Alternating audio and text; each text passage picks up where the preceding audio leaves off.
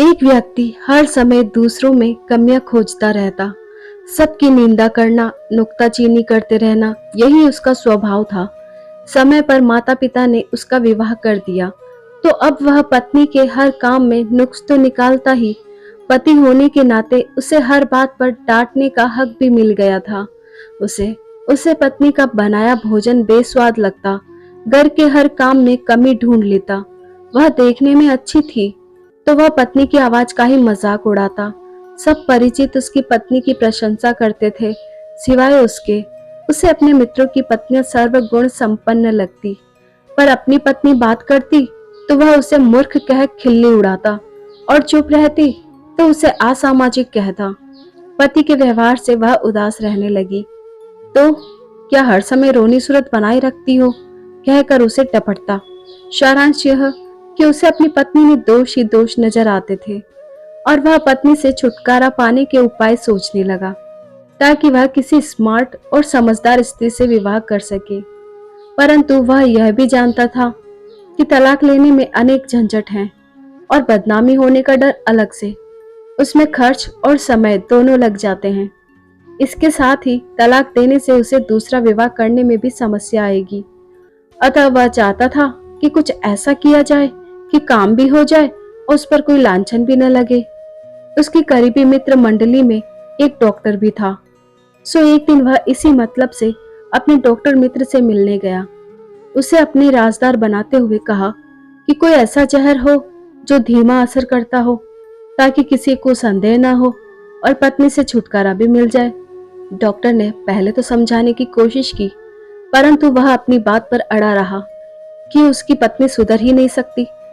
अंत में डॉक्टर मित्र ने दवा तो दी, परंतु साथ में यह हिदायत भी दी कि इस बीच वह अपनी पत्नी से बहुत अच्छा व्यवहार करे, उसके साथ प्रेम पूर्वक पेश आए, उसके काम की तारीफ करे, मीठे स्वर में बात करे, कभी उसे घुमाने ले जाए और कभी उसके लिए उपहार ले आए, ताकि किसी को भी उस पर शक न हो।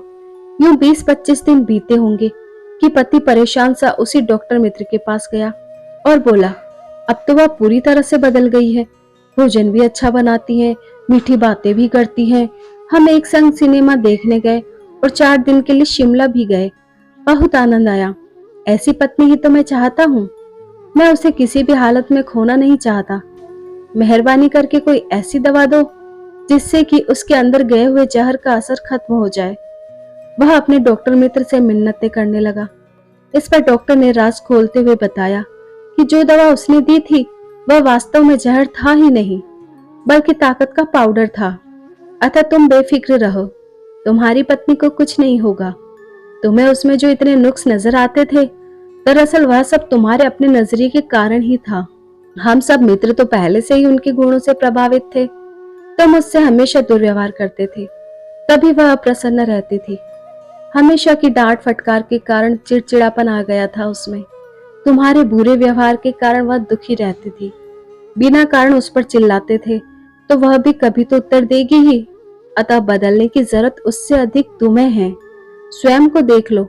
जब से तुम उसके साथ प्यार का व्यवहार करने लगे हो तो तुम्हें उसकी अच्छाइयां नजर आने लगी है, और वह भी अब प्रसन्न रहने लगी है। वास्तव में बदली वह नहीं, तुम बदल गए हो। तुम्हारी सोच बदल गई है, और वही पत्नी अब तुम्हें अच्छी लगने लगी है। यहाँ मेरा आशय यह नहीं कि सिर्फ पति ही नुक्स निकालने की कला में माहिर होते हैं, पत्नियां नहीं।